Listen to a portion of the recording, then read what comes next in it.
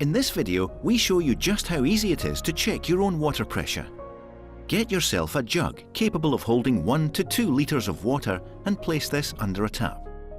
Now, using a stopwatch to time it, turn on the tap and let it run for 6 seconds and then turn it off. Note down the amount of water collected in the jug and times this by 10.